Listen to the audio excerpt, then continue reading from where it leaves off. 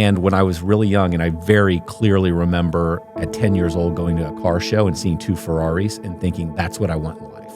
Why is everybody so stuck and broke and suffering and in pain? And it's mindset. It's what do you believe you're capable of? I think that's one. Another one is there's a belief that as your thing gets bigger, it's going to be harder. And the pain you're experiencing now while it's small is going to be bigger. Yes. To the degree that the business gets bigger, which it's exactly the opposite.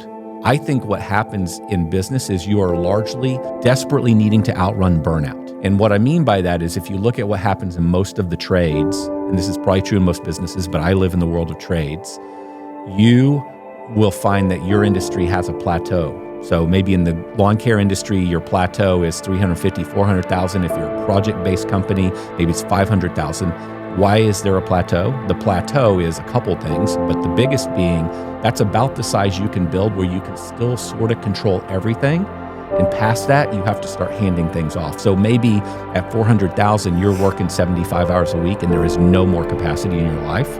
And so everything on the other side of that moment is burnout. I have 200 employees and I want all 200 of my employees to march in the exact same direction, not question what I'm saying, keep it completely secret, totally buy in. I can't pull that off. Right. I don't think Elon Musk can pull it off. I don't think anybody can pull it off. But somehow, when it gets to a lot of conspiracies, we have decided that the government, who we also argue that is completely inept, incapable, stupid, wasting our money, a ledger. These complete losers, right. But they are good enough to orchestrate keeping thousands and thousands of people in line. And what we say is, well, yes, because they'll kill them if they don't. I think I'm the way I am because... Hey, my friend, welcome back to the Warplan podcast. My name is Josh. I'm joined by my good friend, Jonathan Potoshnik. Have you heard of him? He's a monster. He's actually a great guy. He's built 3 different companies, I don't know, between $15 and $30 million a piece in different industries. He's an overachiever, okay? He's quiet. He's unassuming. You'd never know it if you just walked across the street, and I begged him to come to the studio, sit down with me so I can extract value and give it to you. Is that okay? Is it okay if I over-deliver? Jonathan, how are you? Thanks for being here. You. Yeah, so you happen to live only an hour from the studio. I do. Because if that wasn't the case, I don't know if this would have ever happened, you know? Well, right? I like you a lot, but I may not have made the trip. You're a busy guy. Yeah. You've been traveling a lot. Yes. One thing we were talking about before we recorded was I'm taking one of my sons to Japan. Yeah, which is awesome. Because when my kids turn 13, I take them on a rite of passage trip. It's one of our family systems. It's epic. And he picked Japan. I'm kind of nervous, but you just got back from Japan. I did. Traveling the world. Tell us about that. How's that been? Traveling the world or Japan? Yeah. Japan specifically and traveling the world because it's a couple of years you've been traveling everywhere. 3 years probably. And we traveled a lot before, but this is another level where we're gone a big part of the year. Japan's awesome. You want to talk about a country that is well put together and well organized, and I kind of wish we had a little bit more of that here in some ways. I mean, really, I wouldn't want to totally live in their world, but I'll give you a couple examples. There's no trash. No trash, zero. So just kind of like Chicago or New York. That was almost me being sarcastic. No, I know. I was trying to come back with sarcasm. Exactly the opposite. I mean, I'll give you an example. I was in Japan for 3 weeks, and I saw one coffee cup, like a little coffee cup, sitting out in a public place. Is it because they behead you if you? No. It feels very civilized. Japan feels incredibly well put together. Like you were talking about eating street food and things like that. And I know I was only in 3 areas of Japan. You don't really see a lot of street food, and you tend to see a lot of street food in Thailand and Vietnam and other places. I didn't see that much in Japan. I'm sure it's there, but for an example, if you go buy food in Japan, you either eat it there or you take it home. You don't walk around the street eating and drinking your coffee. Right. It's very organized, civilized, orderly. My understanding is it's just a culture of honor. It's all about honor and your family name and respect. And deep respect for the craft of creating things and building things. For example, we went to an umbrella place where they handmade umbrellas. And there's no way you can appreciate what goes into making an umbrella until you go to this place. You're like, wow. And they'd only been doing it for 100 years. And they were a young They're company. a startup. Yeah, exactly. I mean, they kind of talk that way. It's a very young business. Oh, I'm imagining like 10 years. I heard somewhere that some Chinese people entrepreneurs have 500-year business plans. You ever heard that? I had heard the 100-year, but it could be. I heard, which is so insane. It meaningless. Right. But it's still, there's meaning in the sense that they're so long-term legacy focused instead of just short-term pleasure, dopamine, Fortnite. Quarterly make the profit number, right? Destroy the business and just let's make sure that we hit the number this quarter kind of thing that we do in the U.S. Exactly. And I think, because I know you personally, you didn't grow up with like a silver spoon. You didn't have a trust fund, but you've back to back trifecta built these large companies, made a ton of money. And I know you're humble about it and all that, but take us back and help me understand how that happened. Why are you the way that you are? Because you didn't come from money, right? No, tell us about that. Not at all. I think I'm the way I am because there were a few things I wanted and then some things got reinforced. So as an example, when I was growing up, my dad liked cars. He raced bikes for the U.S. racing team bicycles, so he liked speed. He wanted to fly jets for the Air Force when he was in the Air Force, but he couldn't because of his eyesight. So I grew up in this world where my dad liked speed, and I liked, as a result, speed as well. And when I was really young, and I very clearly remember at 10 years old going to a car show and seeing 2 Ferraris and thinking, that's what I want in life. And then my dad's an artist, and he had some clients that were in one specifically that was in the world of Ferraris. And so we'd go to some car shows and I'd see more Ferraris. And I just remember as a kid, I'm always looking in the windows and why does this Ferrari only have 400 miles on it? Or this Ferrari has 900 miles on it. It'd blow my mind. And I remember learning people would buy these cars as art. That's how they thought about it. Wow. And so cars were a big thing for me as a kid. And I just never saw them. In Dallas now, they're everywhere. But back then, I didn't see that many because we were growing up in the country. And that was a driving force. Like, I want to learn how to make money so I can have one of these. Right. The money was just kind of an annoying inconvenience that was necessary to get what you want. I just want a Ferrari. I don't care. This other stuff is just what you do to get a Ferrari. Did you ever, Russell Brunson used to tell a story because he got a Ferrari and he's in Boise. Yeah. There's less Ferraris in Boise than there is in Dallas. Right? Oh, yeah. Yeah. So, but the thing would break down all the time and how humiliating he'd be at an intersection. The thing wouldn't start and everybody's mocking him and the whole thing. But when did you get your first Ferrari? And then, there's business stuff in between. When did it finally happen for you? So I got, maybe 12 years ago. I don't remember exactly when I got the first one. And even that's interesting. When I bought probably 20 years ago. Yeah, 20 years ago, it was between a Ferrari F355 and a Viper. Okay. And my wife told me to quit talking about this thing. I was in my 20s, late 20s probably, I don't know, somewhere in my 20s.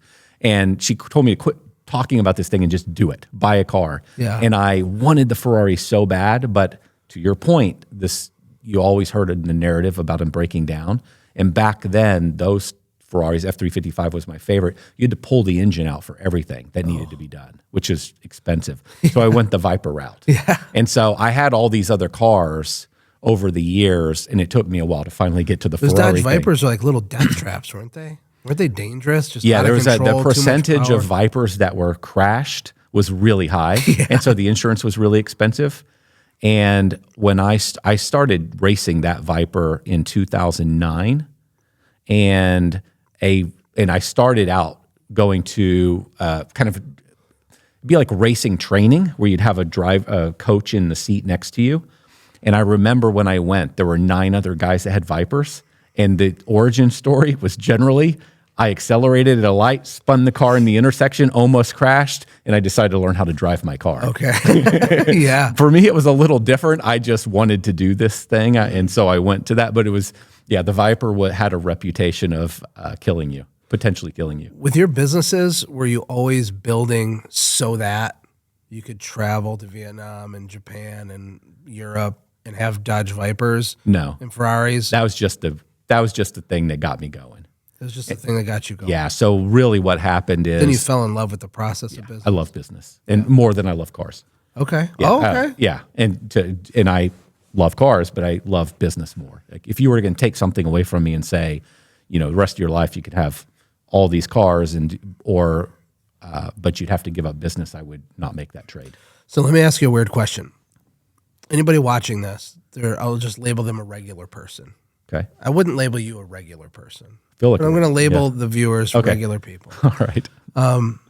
I'm in a lot of ways more like them than I am like you. Okay. I still feel very connected to this regular blue collar, dirt under their fingernail, trying to figure it out people. In your opinion, why is everybody so stuck and broke and suffering and in pain? It's a big question. It's broad, but what is the reason or handful of reasons why? What do you think?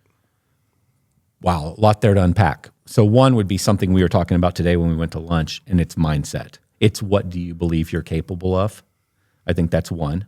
We can elaborate, but I'll just rattle off a list. Sure.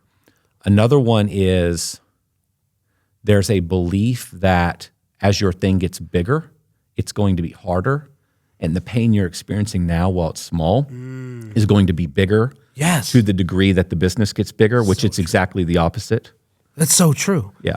We didn't even talk about that. No. I do. I call it UOPs, units of pain. Okay. I say when you're like a small company and it's 63 units of pain to exist in the life that you have right now. Okay. When you hit 2 million, you're thinking, okay, I'm doing 500,000 at 63 units of pain. So 2 million is 4 times 63 units. No. It might be 56 units of pain to be at a million and 39 to be at 2 million. 100%. That is what that is. There's this eventually inverse correlation, or like I'll draw a graph sometimes, and I'll put effort and I'll put results. And so results are low, effort's high, and then it flips. There's like this nexus point, and then here's the quit zone. Everybody quits. It's like the effort's high, there's no reward at all, and then it flips. 100%. There's just no question in my mind. Over the years, I've had friends that have said, you're just always pushing people to go bigger and have a bigger business. And for me, when I'm saying a bigger business, I'm only talking $5 or $10 million. I'm not talking like some of these guys are saying, you need to build a $100 million business. Right. I'm just saying build a $5 or $10 million business. I understand that's a bigger business. I understand. Really, even. But is it? It's not in the broad scheme of things. It's a tiny business. But I'm advocating for at least $1 million business for most people, at least that. And most people are kind of more imagining 200,000 to 300,000, and that's a safe, comfortable place where they can still control everything. That control gets to maybe a third point. I think what happens in business is you are largely desperately needing to outrun burnout. And what I mean by that is if you look at what happens in most of the trades, and this is probably true in most businesses, but I live in the world of trades, you will find that your industry has a plateau. So maybe in the lawn care industry, your plateau is 350, 400,000. If you're a project-based company, maybe it's 500,000. Why is there a plateau? The plateau is a couple things, but the biggest being that's about the size you can build where you can still sort of control everything. And past that, you have to start handing things off. So maybe at 400,000, you're working 75 hours a week and there is no more capacity in your life. And so everything on the other side of that moment is burnout. It's the creation of burnout. So eventually you wind down. So you had this dream. When you got started, you met somebody and you said, hey, that person has a $3 million business. I can do that too. I would love to have a $3 million business. It would change the path of my life. And that was your dream. But then over time, you got kicked in the face so many times building this thing, and you weren't hiring enough people to help you. You got yourself into maybe some debt. Maybe you upgraded your lifestyle too quick. Some variety of things happened, and now you're at $300,000-$400,000. You're in charge of everything. It's pure misery. Everything's hard, and now two things are happening. You're being crushed daily.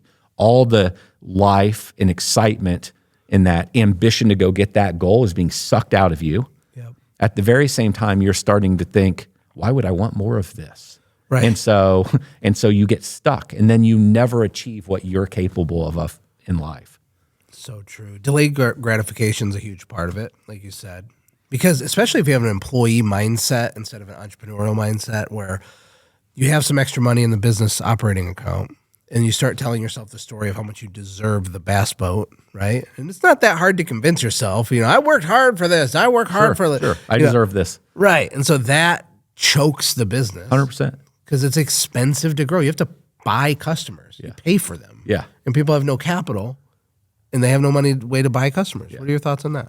Oh, I couldn't agree more. My argument there is, the analogy would be you can have a boat today and I'll just make up a number, $75,000 a year income, or you could forego the boat and you could eventually make $1 million a year in personal income or some number. Insane. Basically, you're trading the future You're trading your wonderful birthright income for for a boat today or a car today or a bigger house. And why are we doing all that? Like, yeah, sure, maybe you like the boat, but a lot of times the house, the car, it's because your friends are buying the house and the car and you kind of want to keep up with them. That's your circle. And it becomes hard. There's pressure or whatever or we were talking about this earlier. Like you've got this chip on your shoulder because of how you grew up or whatever the scenario is. We've got all these reasons that we justify why we're going to do these things, but they're really just justifications most of the time to have a appearance to other people and that stuff destroys your future potential.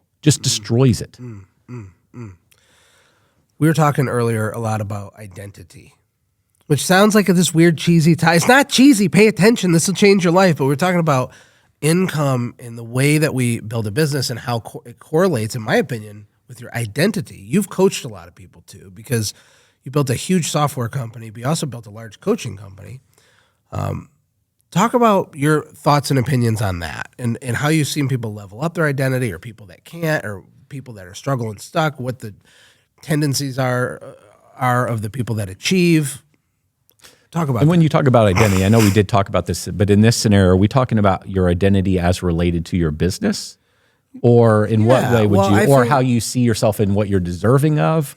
Or yeah, I guess I should define that.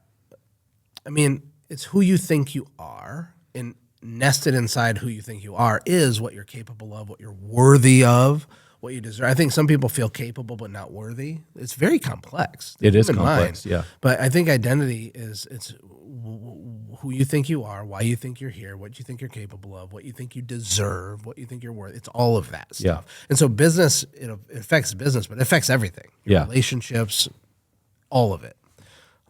Yeah, so number of thoughts on this. I'll use myself as an example. I grew up in a world where I didn't know anybody that was rich. I didn't know anybody that was an entrepreneur. I had this uncle that I saw every, call it 3 years, that lived up in the Northeast or North, and they had, to my knowledge, money because he was a C-level person in big companies.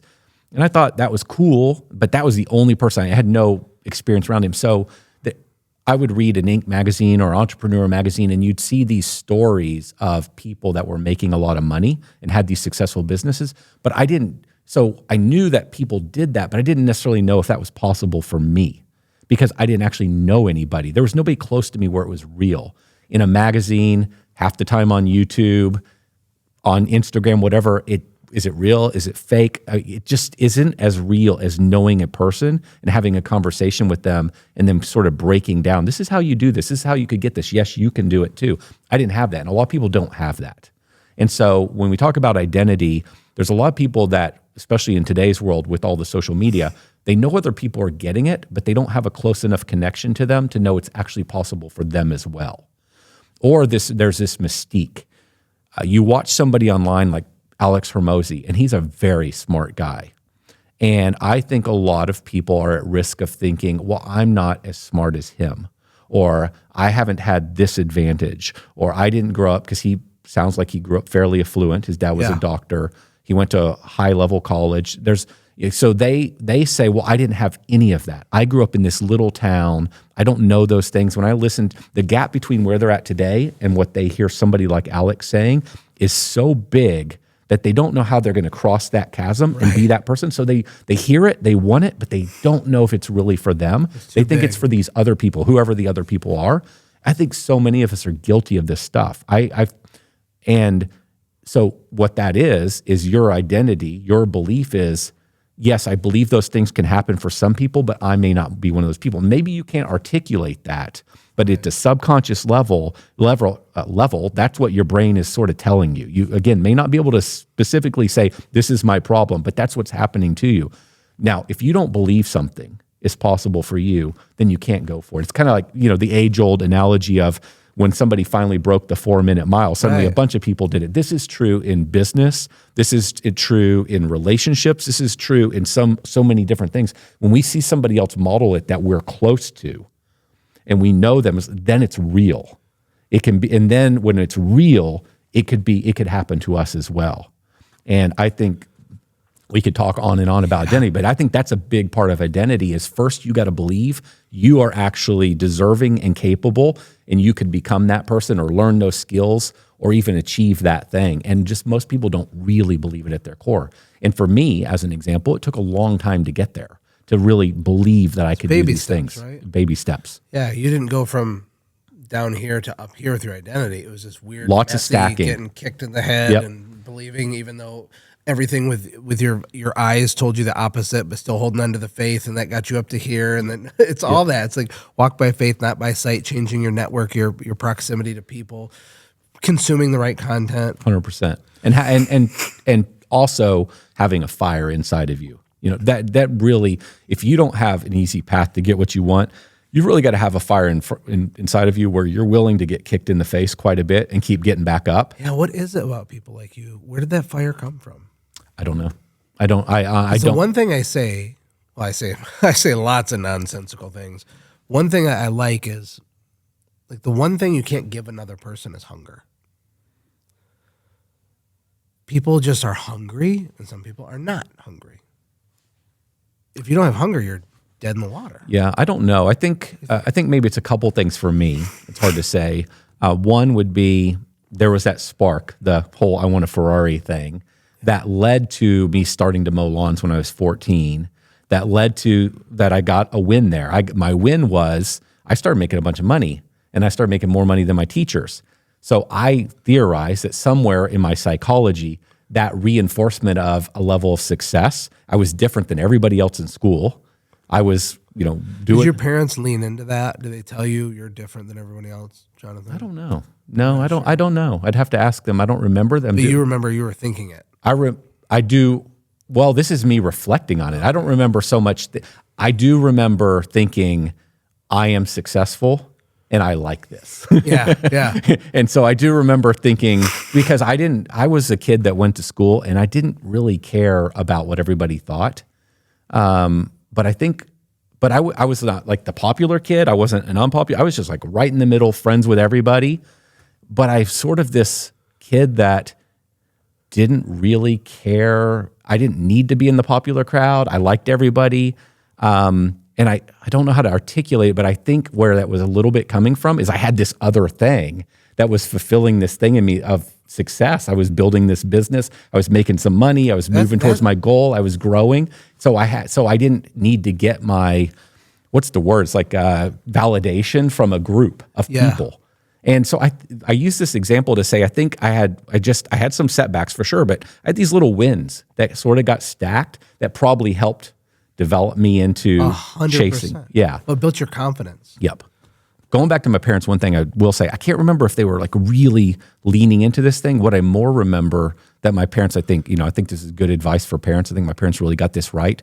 My parents did not try to protect me from my work, whatever I wanted to do work-wise, failing. If I said, hey, I want to go do this thing, my parents would have said, oh, Jonathan, I don't think you should really go put out those flyers. You might lose a bunch of money or people might not call you, or don't do that. You're going to be at school when they're calling and you're not going to be able to answer the phone. It's not like I didn't get any of that. And I give them massive credit for that. They just said, they just let me go and run and try stuff and didn't constantly put the brakes. That's huge though. Oh, I think it's massive. People think we're weird because Ashley and I are always talking about how important entrepreneurism is for kids. Now, just to clarify, I don't care if my kids are entrepreneurs or not. I don't worship the word entrepreneur, but entrepreneurial thinking is a life skill. It's a shortcut. It's a hack. Being a value creator, being a producer, not just a consumer. How do you make 1 + 1 = 3? If they want to be an employee, go ahead, but think like an entrepreneur, think like a value creator and a problem solver.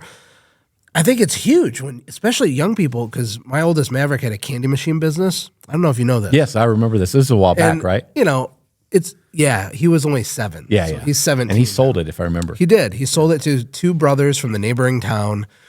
The local newspaper did a story on it, took pictures. He wore a tie. They signed an asset purchase agreement. It was hilarious. The whole thing was awesome. It's awesome. And he actually sold it for $1,200. And I have a recording of the call somewhere. I think I might have lost it in this Dropbox loss, but I had him practice the script. I said he was asking $1,500 for the business. They offered him $900. Okay. I said, no matter what they offer you, I made him memorize the script. Thank you. I really appreciate the offer. But yeah, I think 1,200 is more fair. So he had memorized this. So these two kids are talking to each other, and his little 7-8-year-old voice, he's like, "Thank you, I really appreciate the offer." And then he said 1,200. They said yes, and he made $300 in 5 seconds from that script, right? But here's the thing: his confidence totally changed when he was holding $1,200 in his hand that he did. The reality is he was so little. Like, I had to do all the annoying hard work. Like, he did go in and sell these and talk to the managers, and I made him do all that. But like, I had to take him every week there. He would complain. He wasn't like some amazing crushing it entrepreneur, really. But Sure. after that successful event, the way he remembers and romanticizes that story is like, I did this big thing. Yep. And it pre-frames the next part of his life. 100%. It's like, He I sees can't even himself explain to you. differently now. I have He to treated believe. his brothers differently. Yeah. He treated his mother differently. He was always a good kid. Always. Yeah. Always he was just different in all categories. Love it. I love it. I mean, this is why you and I, we've talked about this before. It's why we're both passionate about young people becoming entrepreneurs. You used a line, and I noted it in my phone, and it was, business is, well, crap. What is the line? Business is, it's something around like practice for self-improvement. Oh, yeah. And dang it, I'm going to memorize it because it's so, Yeah. That's why I say it. It's so good. Business is a personal development program That's with it. a compensation. I mean, that was one of the best things you said today. Yeah. I love that statement. I have to remember it because it's back to why we're passionate for young people or passionate for entrepreneur. It has the development. ability to grow you into a different kind of human being. Definitely. A buddy of mine, Brad Gibb, shout out to Brad Gibb. You ever watch it? He's a super genius ninja finance guy. I should introduce you to him, actually. But he's a former Goldman Sachs guy. He's freaking so smart. Okay. But his whole thing is like, there's only 3 things you need to work on to be successful at anything. And it's mindset, skill sets, and network. That's it. And I like that reduction. It simplifies it. But it's really true. Because mindset, like identity, who you blah, blah, blah. But then there's hard skills, hard and soft skills you have to have. Sure. But you won't even do the work to acquire the skills if your mindset's wrong. Yeah. 100%. You won't finish the learning how to code, or you won't finish the how to sell program if you just think you're worthless. I taught a workshop a couple years ago, and I was talking about confidence, because the word confidence means, well, it comes from the word confide, and the word confide means with trust, which word confidence means to trust yourself. That's what it means. So as I was thinking about that, I'm like, actually, I think everyone already has confidence. I don't think there's someone that's not confident. I just think we have inverted confidence. Like, somebody might have been sexually abused or really had a hard life, and they think, I'm worthless, I'm not lovable. And so they weigh 400 pounds. For example, is one way that can manifest. They're 100% confident that they're not lovable. They have certainty, I see what you're saying. You have had all these positive things happen. Where does that certainty come from? I know part of it is you had initial success and that compounded and stacked, but you didn't have all these like huge mentors pouring into you at the time, did you? Like, how did you just do it that big? Because it's not normal. I don't know. I've definitely had setbacks as well. Is it team building? I mean, if you had to identify You mean your what? How did superpower- I build the businesses? Yeah, like what's your core competency or your Oh, superpower? okay. I or- see what you're saying. Okay. Well, 2 things. 2, if I could, there's many, but I'll put 2 that were most important for me. 1, getting involved in the world of marketing and learning marketing and being more in control of how to drive business. That has allowed Speaking my love language. right now. that has allowed me to build everything. Marketing. Because marketing isn't just about how do I create something that'll end up in a mailbox or on a door or on the phone, some marketing piece that's going to convince somebody to buy. But marketing also gets into things like, how do I communicate with my client? How do I think about the psychology of why they would buy? How do I think about pricing? How do I think about building this product so that more people will want to buy? How do I think about the market I'm serving? What's my business model look like? It's all goes back to a version of marketing. Yeah. And so as soon You as don't even know that one of my main taglines at Warplan is everything is marketing and marketing is everything. No, It's on stickers, it's on T-shirts. Well, I agree with because you. I think even the way we talk to ourselves is marketing. I think parenting is marketing. 100% it's marketing. Everything literally actually, because marketing is choreographed communication. It's nuanced, thoughtful communication. 100%. Or even not nuanced, not thoughtful communication. It's still marketing. It's just communication. Just bad, or maybe bad. bad. Right, bad marketing. Yeah. So if I had to point at maybe the biggest shift, it was that. I felt that as I started to learn marketing and I went all in, that I suddenly felt like I had more control over my destiny and being able to build things. And it upped my level of confidence. And again, like everything, it upped my level of confidence as I started getting some wins. I definitely had a lot of things go bad trying to figure out marketing where I wasted a bunch of money. Yeah. But that would be one. Well, that's when I'm working with small business owners, sometimes I don't let them use the word money. This is just a brain hack, but I'll only use the word capital. Because there's so much here. This is a thing, right? It's like poverty mindset, growing up with nothing. I had a lady tell me last week, she's a sweetheart. And she's like, I'm just so scared to spend money. I said, when we're talking about your business, you're not spending anything. You're deploying capital. You're allocating capital. Your job is to, and like reframing that, So in your opinion, I like that. Why are so many, because wealthy people talk about capital. Poor people talk about money. Wealthy people talk about value creation. Poor people talk about getting money, paying a bill. Yeah, return on investment versus like the getting money. timelines are shorter. Like the more poor you are, the shorter your time frame. Sure. And your language patterns are different. Yep. They just are. But in your opinion, because specifically with marketing, people just don't do it. They won't do it. They avoid it. They're scared of it. They're scared to death of it because they don't understand there is some sort of a learning curve. It's research and development. That's all it is. It's R&D. But you have the earning potential of a professional athlete the minute you figure it out. And they still don't follow through. I That's love insane, sports. I'm right? competitive. I would have loved to have been a race car driver or something, but there's like 21 Formula One drivers. And I've often thought about this now right here, what you just said about sports.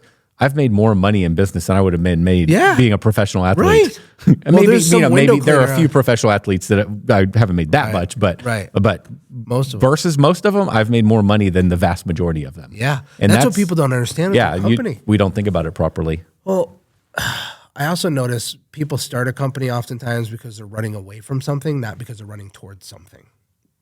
And I don't think that was the case with you. You had like this fire in your belly and you're a builder. You wanted to build and create and go. Yeah. But a lot of people, they like hated their boss, so they said, I'll do it myself.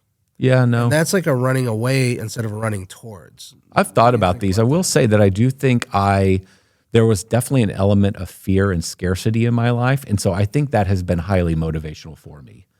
That is, as I've reflected over the years. From your childhood? Or not being able to buy nice Christmas presents or something? Yeah, and we bought all our own stuff. My dad was building an art career. And so, while he didn't have employees or anything of that sort, it's very hard to build an art career like he's built. It's kind of rare it's hard to be an artist and have a stay-at-home wife that raises the kids and make all your money selling paintings. He must have been a baller artist. He's a good artist. To even pay for anything. My whole life. That's only because really good artists are poor. Yeah. My dad, my mom has never had a job while I've been alive, and he supported everything. Wow. And so, what kind of art? Fine art, oil paintings. Wow. Yeah. So, you paint something and you put it in the gallery and hope somebody buys it. Wow. Yeah, that's all he's done. He was an illustrator before, and then he switched to fine art in 1980. And that's his entire career. But he's a great artist. He's a very good artist. In what way did that create scarcity in you? Was it little sayings they would say? Money doesn't grow on trees. You can't get everything you want. Like how? Because you said that you had some scarcity that was driving. Well, I think they both grew up in worlds where money was a limitation, so they carried that forward. Right. But where I was going with this is, he didn't just wake up one day and say, "I'm going to be an artist," and suddenly we were golden. It was very, very, very hard to build an art career. There were very lean years, very challenging financial years, right when I was growing up in sort of my formative years. There's like no negative here whatsoever. I'm not, but they had to be extremely careful with money. I remember very clearly, I never had cool tennis shoes in school like everybody else. I never had the cool clothes. They were fine, but we would go buy my school clothes for the year.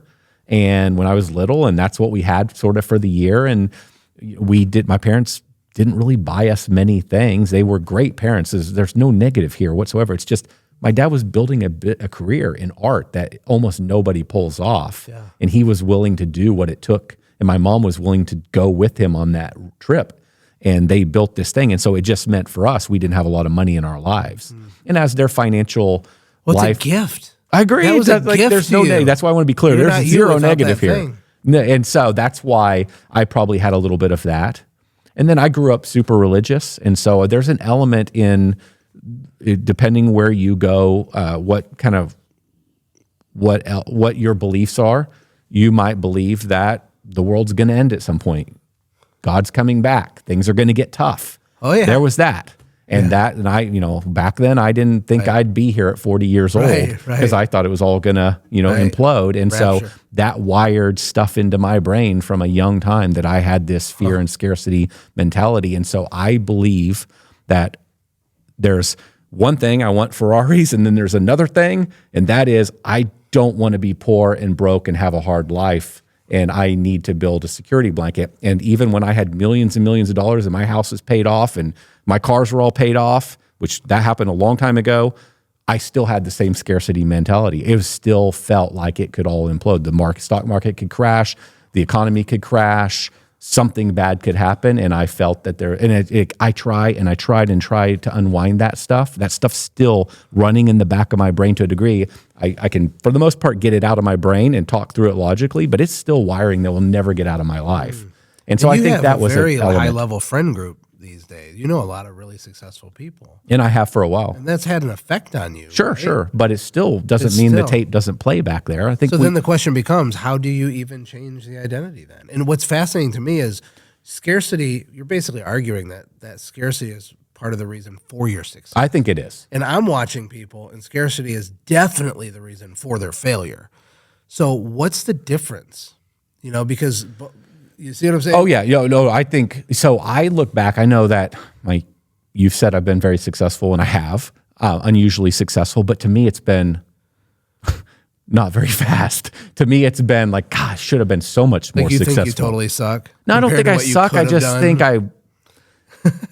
it's so funny. I should have gone better. It should have gone faster. I appreciate you saying it's silly. That. It's not even logical. It's silly. I'm incredibly thankful. Real. But yeah, it's just, I'm obsessed with speed and I've always hated the idea of getting older because older means there's still so much I haven't accomplished and I'm running out of time. Right. Or, oh crap. Why do old people drive slow? They should be driving faster than anybody else. It's almost over. Makes no sense. So anyway, I do have these weird obsessions, and I've kind of lost the script on where we are at here. But the point was, no, that wiring's been back there, and I've had to fight that, and I think it's been one of the elements of why I have tried so hard and had a fire. I think that's what it goes back to, like why I've had this fire to keep going.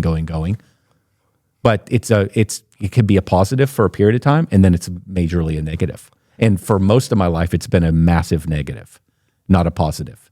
Even though it drove you financially forward. All you need is a spark. But was it making you miserable while you were succeeding? No, I wasn't miserable, but it's unnecessary noise in your head that's not productive. The way it manifested for me is I would have invested slower in the stock market. I would have invested slower in some financial investments that I should have put more money into because there was a fear element there. Or I would have invested slower in my businesses because I felt I needed a bigger safety net. Right. Or I would have paid off all my debts before I applied more money to grow the business.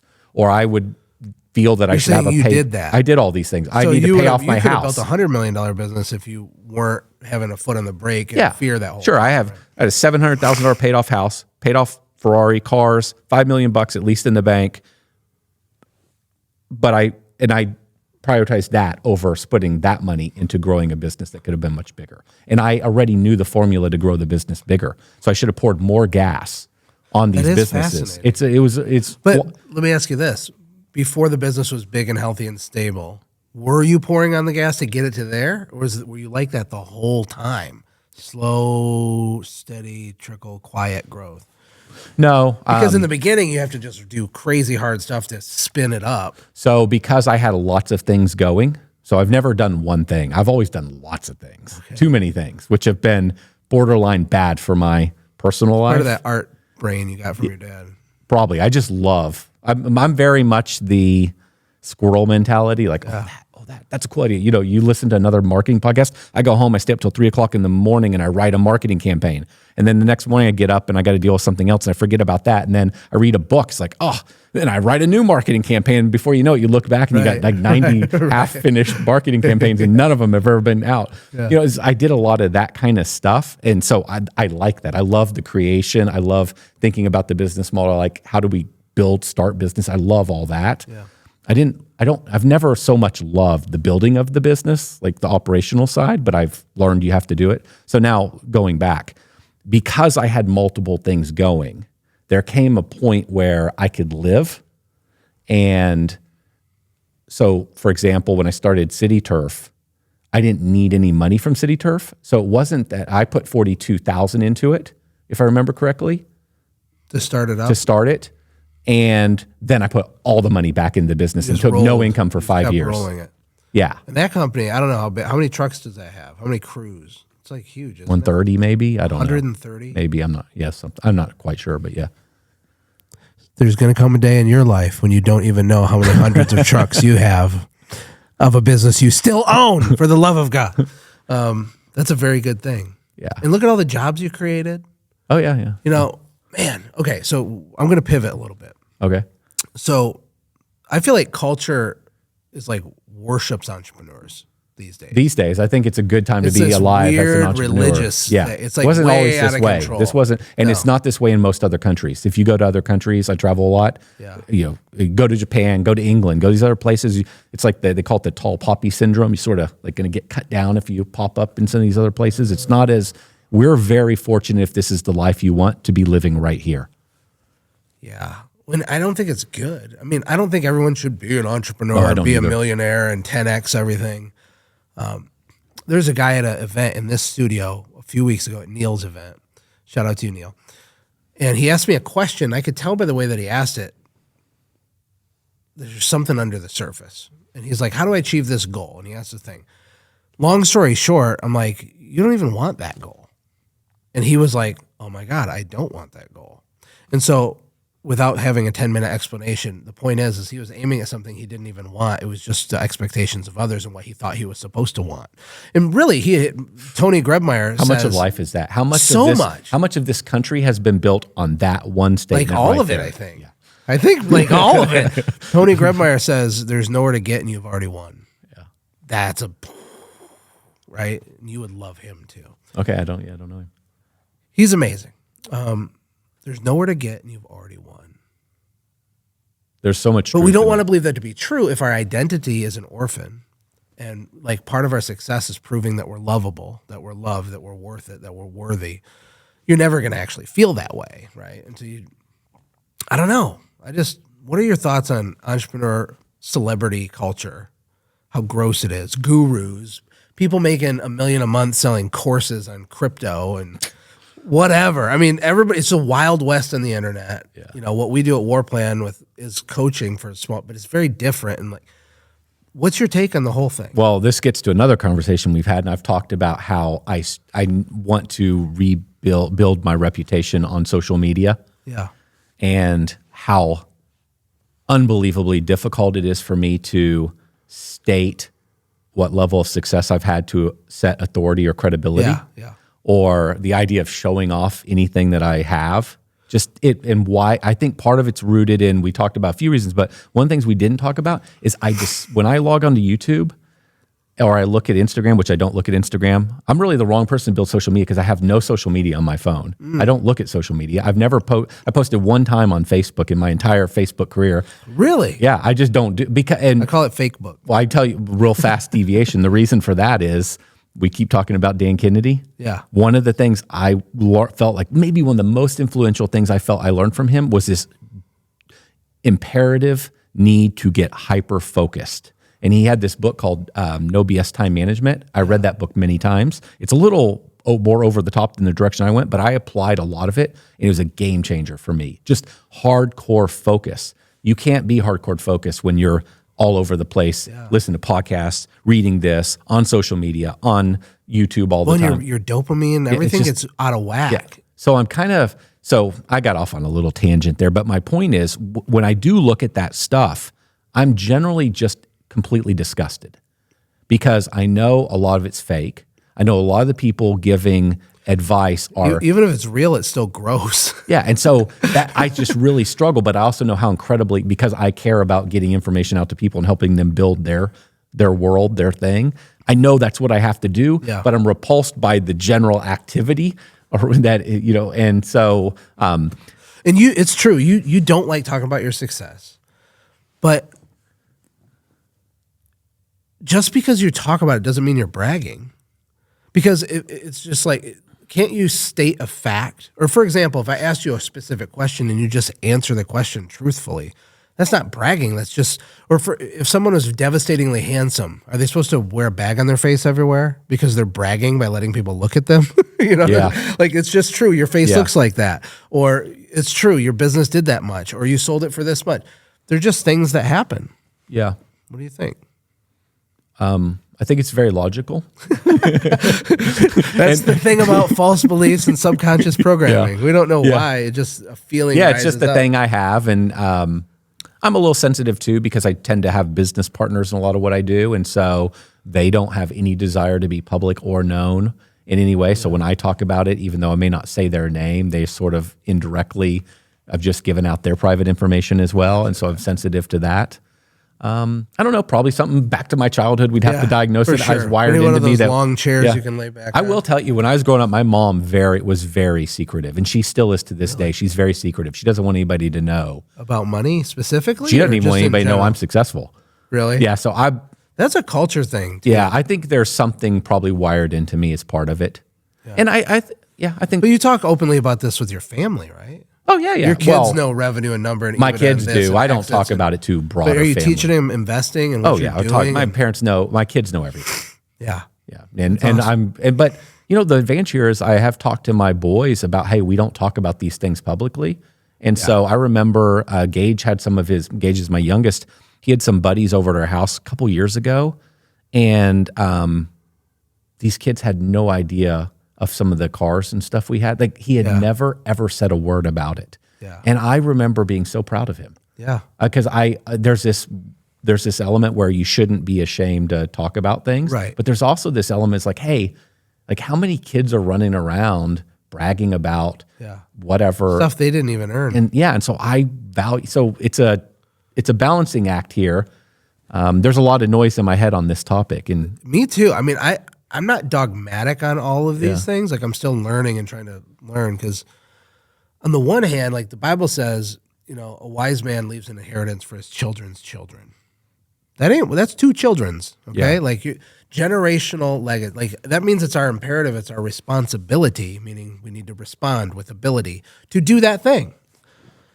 But we also know that like silver spoon stuff can be a real thing. Yeah. I think it's interesting. People hate on people that come from resources as if that's bad, even though every single person watching this wants your kids to be the ones that come from resources. And, and I'm not really worried about haters. I just like, that's not really because I know I'm very proud of the way I've lived my life. I just, there's no like hidden little thing. There's like where I feel some level of guilt or I feel that I'm not legit. I'm very real. And so a hater would mean very little to me unless there was a risk that the broader market or my friends or family would believe that what they're saying is true. That would bother me. Yeah. But just somebody crying on social media, I'm numb to that, that nonsense. So that's not really the thing. Huh. I don't know. Something I was just thinking of. So Dan Martell, I've talked to him about this a fair bit. And I don't know if you have ever watched his stuff. But he has really stepped up his game. I haven't watched a ton, but he's blown up. You can directly... I talked to him about Sen Jim years ago before he was internet famous. And, because he's a SaaS guy. Yeah. He's a software SaaS guy. coach. Yeah. And but if you look at his YouTube stuff, when he started talking more about his cars, and now he's doing stuff like in fitness with no shirt on, and he's talking about, I think maybe net worth. I don't see enough of his videos, but when he changed all that, and I know he built a media team around him. He said he was time to go pro, but you can see like a line in the sand when they changed all that, thing took off. So I'm aware. If I was giving advice on the other side of this, I feel like I know what to do, but it just bugs me. Yeah. Well, with the lifestyle you have now, it would work. Yeah. But you would feel so uncomfortable. People following you on the cameras, your cool stuff, doing your thing, traveling the world. The reason I want to interview you, because I know you're a good father. Yeah. You're a smart entrepreneur. I perceive you to be like really steady.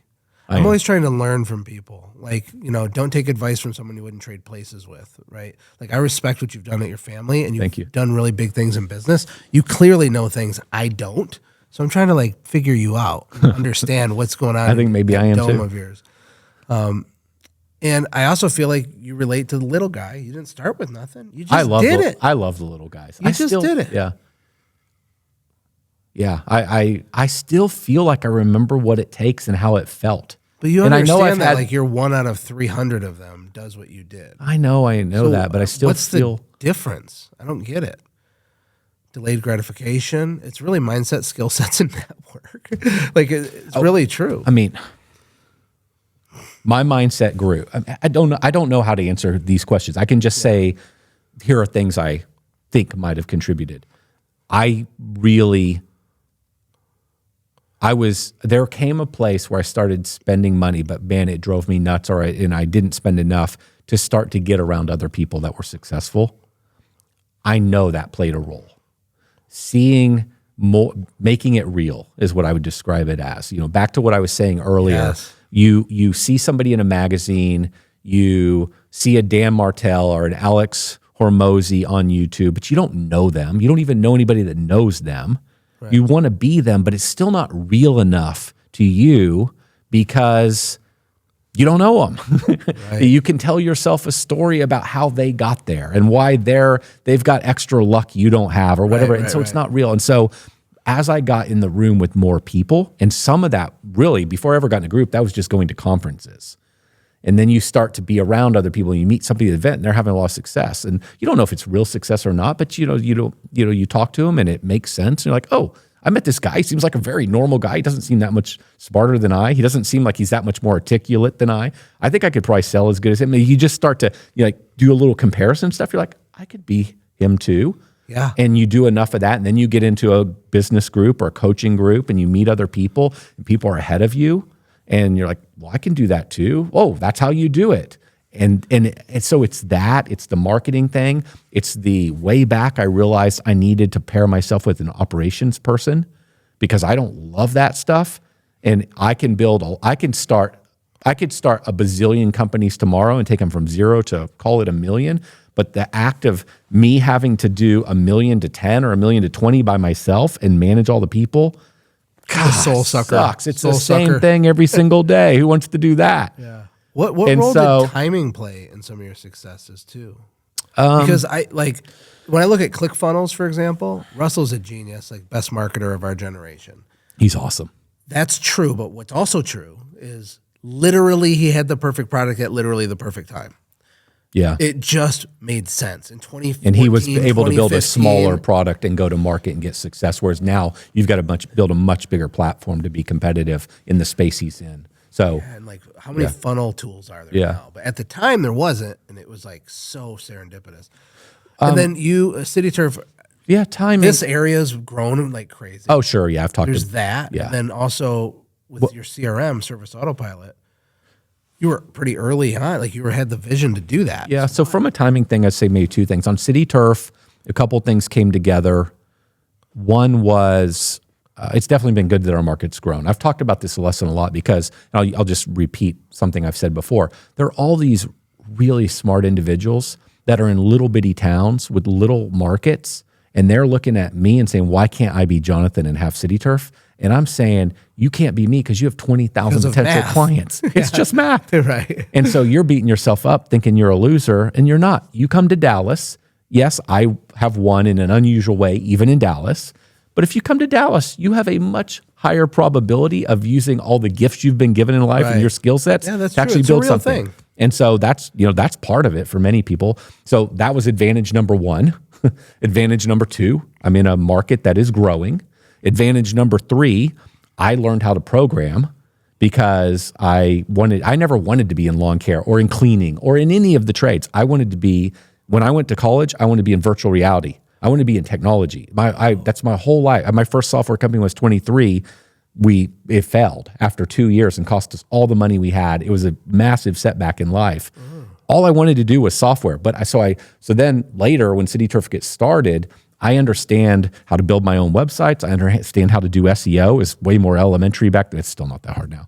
I know a lot of people would hate that, but I knew how to do that. So I could pair an opportunity. I could do those things myself at a time when maybe Dallas, Plano, the markets I serve were more and more younger tech kind of professionals, a higher level professional in our market would be buying online in the early days. So it gave me a competitive advantage over other people that weren't really online in any major way. So there's little things that you could say, okay, timing was right.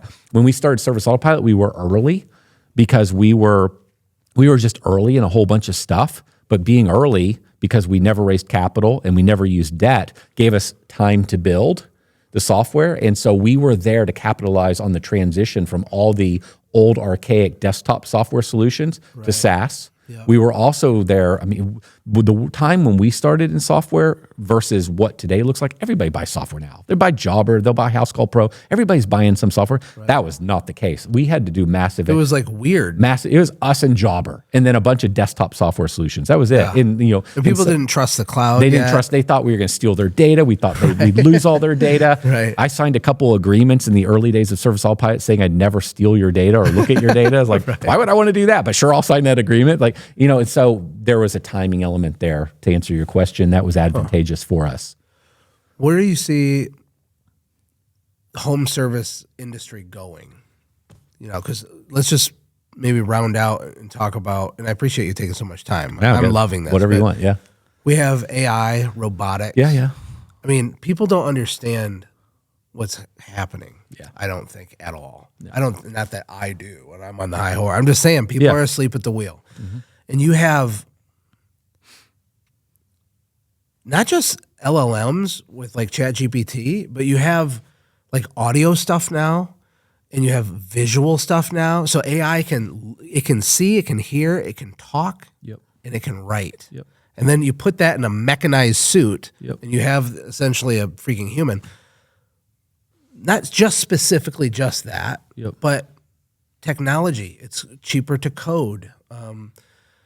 Interest rates, the economy. Like, what would you do if you had a home service business right now? Where would you be aiming your company? What would you think is going to happen in the next 5 to 10 years? What do you think? Before I answer a question, let me give you an example that I just think is so awesome. And this gives kind of an example of where we're going. So there was a time where I thought I was going to build another software company.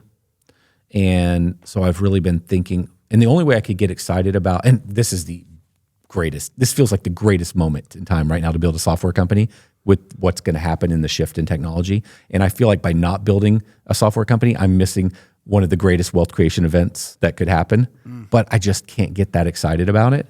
And so as I'm working through this software company idea, we were very innovative at Service Autopilot. If you look at a lot of the functionality we had, it led the market. We were the first to do thing after thing, and then everybody would kind of come in afterwards.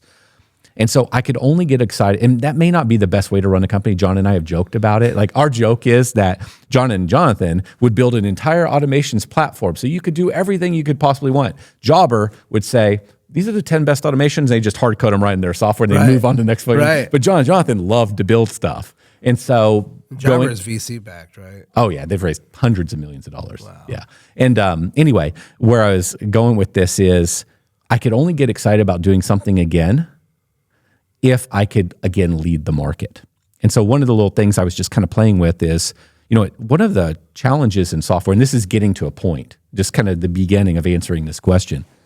One of the challenges in software is getting your field team to actually fill in the data, even on a mobile device. Yeah.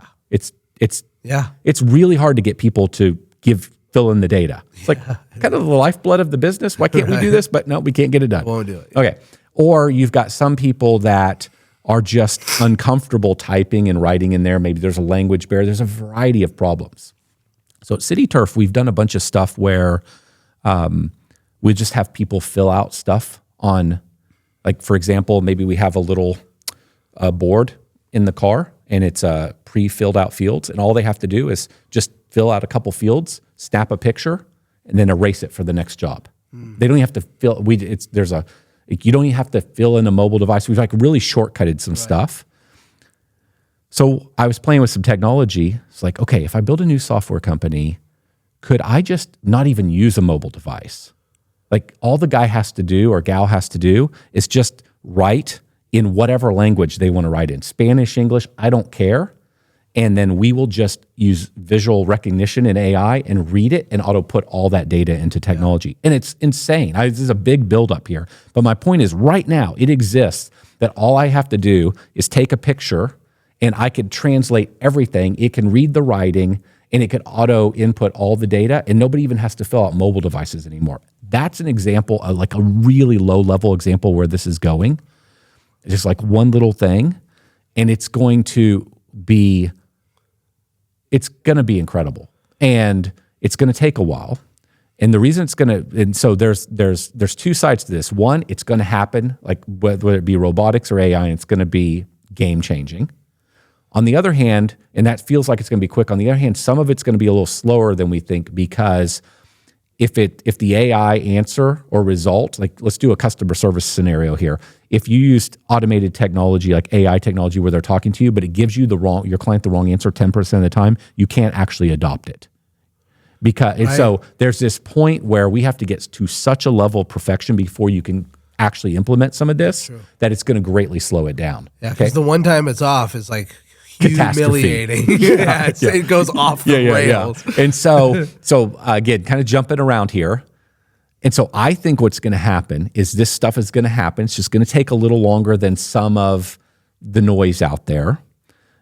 And what is going to happen is we are going to have a bigger divide between the companies that win and the companies that don't win. And the companies that win are going to implement massive amounts of technology, and they're going to be willing to write bigger checks.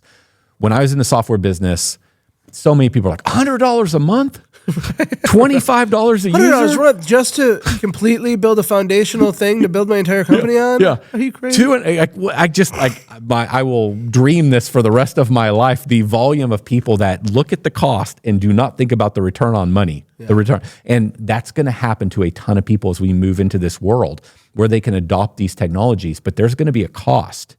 Like, for example, in AI, there's a cost just to do the data processing. You're running so many scenarios to keep it very simple to come back with the answer. There's a lot of processing that has to happen. There's a cost, a technology cost.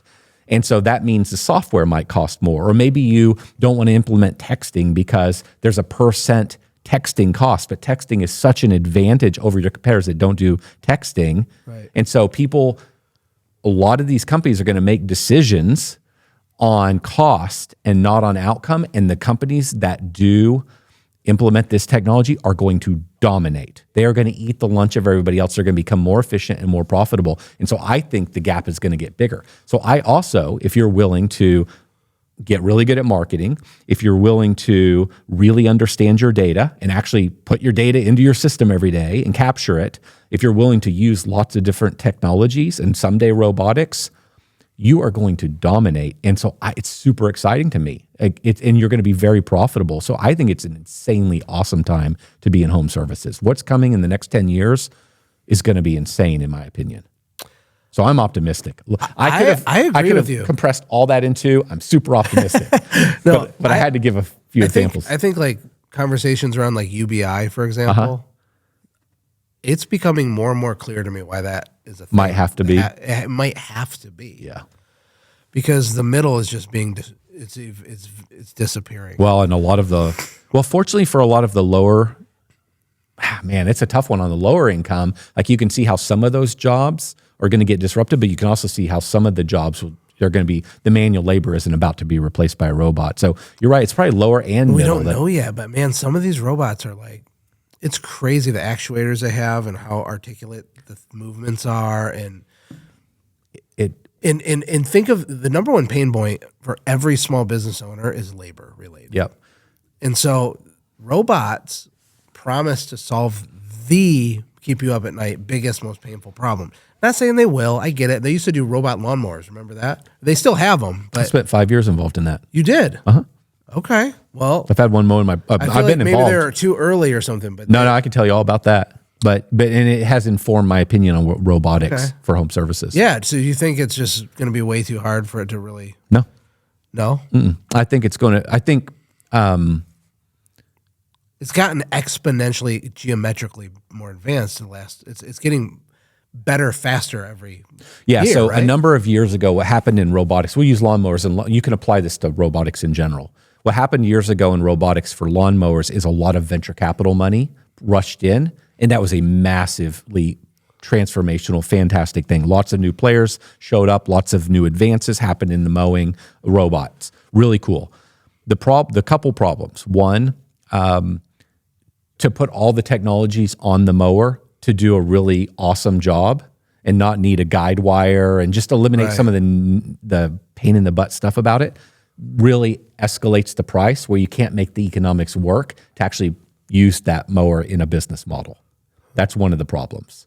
That will come down over time, though. It's just like, okay, well, is that going to be 3 years, 5 years? How long is it going to take? Because you're just amortizing it and comparing that to the cost of a human, right? Yeah, yes, you are, but it still doesn't. The math doesn't work unless you get to a really big And it needs property. to be dramatically better. It does. It can't just be a little bit better. It needs to be way better. It has to be dramatically better because think about who is going to adopt this technology and the amount of debt they will have to take on. And these companies nobody will give them the loans for the amount of debt they would need to replace their people with a robot. And then do you even want to be in that business? Like, okay, I could be in the lawn mowing business and I could have 2,000 robots and I could have, I'm making up this number, I'd have 20 million in debt to make, let's call it a 25% profit margin. Right. Or I could just go start a pest control company. It also makes a 25% profit margin. Yeah. And I have no robots, I have no debt, and I have little trucks. Like, okay, I'm going to do pest control. To me, that makes people want to be owner operators. Like, it's speaking to your own point, which is you're going to want to stay small. And I always tell this, I say, go big or stay small, don't go in the middle. The middle is going to get killed. Yeah. Being an artist and business owner, you're fine. You can make a If you are a killer auto detailer who has a 6-month waiting list, you're fine. You're fine. Nothing's you going to can change. do phenomenal. Yeah. But it's all this mediocre stuff that's going to get killed. Yeah. Well, I'll give you one more on the robotics thing, just as you're kind of thinking about that I've learned from being involved. Legislation. So we will be there technology-wise. We'll eventually be there cost-wise, when whatever robot you want to talk about. But the slowdown is legislation. How long will it be till the government approves a robot in your house, a full-bladed robot on your lawn that's not being monitored visually by a person with an emergency stop button? And so they're all networked together. They're all learning in real time from each other. The tech is getting really good, but we've got these other things that we don't. We just look at the tech and say, "Oh, we're about to be there." It's like, well, and you can't just let 20 million people not have a job and act like that doesn't affect everyone. Yeah, it'll have a big impact. It's a major thing. And these companies, when I moved to Costa Rica in 2015, just because I'm a dork, for whatever reason, I looked up on like the SEC's website, like, I don't know what it was, a balance sheet for Apple or something. And I'm trying to like learn more sophisticated numbers. Okay. I mean, the financial reports for companies like this are insane. They're ridiculous. Insane.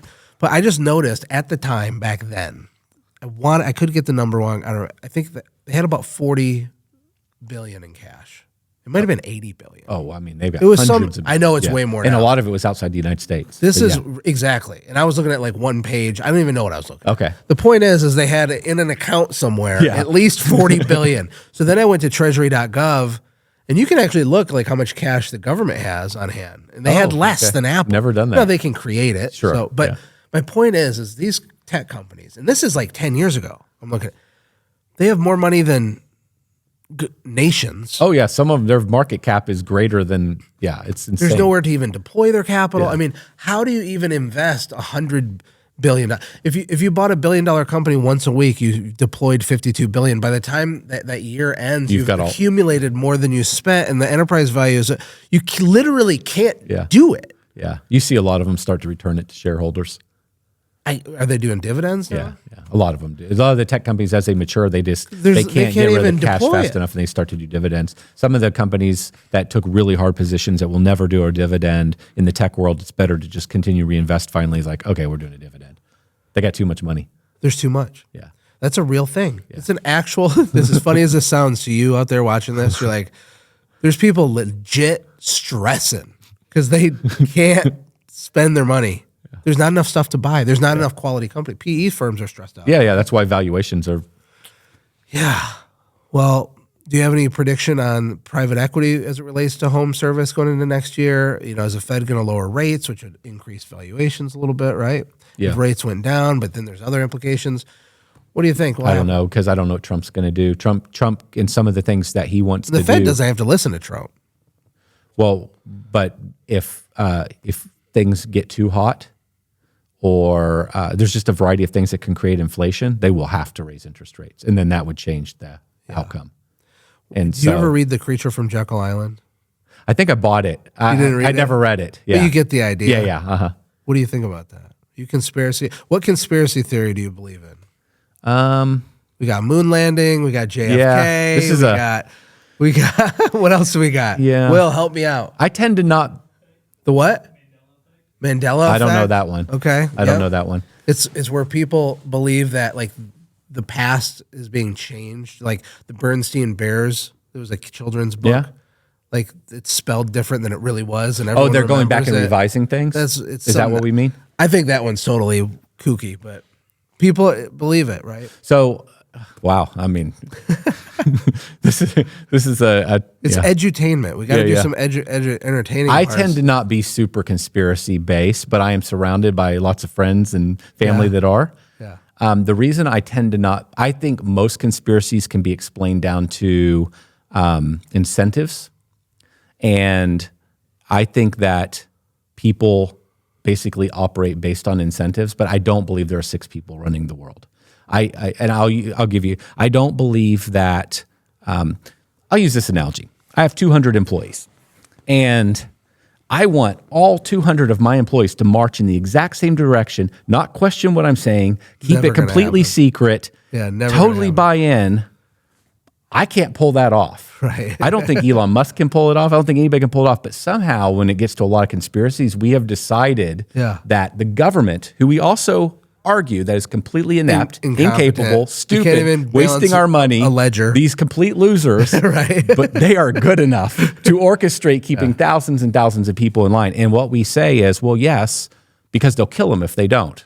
Right. Okay, I don't know. It's just a little too far for me. Yeah. Because the guy that's like 80 and about to die, he's really not going to eventually speak out. Right. He comes in his wheelchair and he's like, so then the argument to that one is, well, they're going to kill all his family. You mean the dude from 70 years ago who has also died, who said he was like, I don't know if I'm making any sense. I just can't reconcile a lot of them. It doesn't mean I don't believe in conspiracies. I think. But you believe there's evil, diabolically bad people 100%. that are power brokers. Sure, 100%. That are making moves. 100%. Yeah. And I believe there are conspiracies, and I believe that. Did we land on the moon? I think we did. You really do? I do, yeah. For real? I really do. Because I think. We had so many.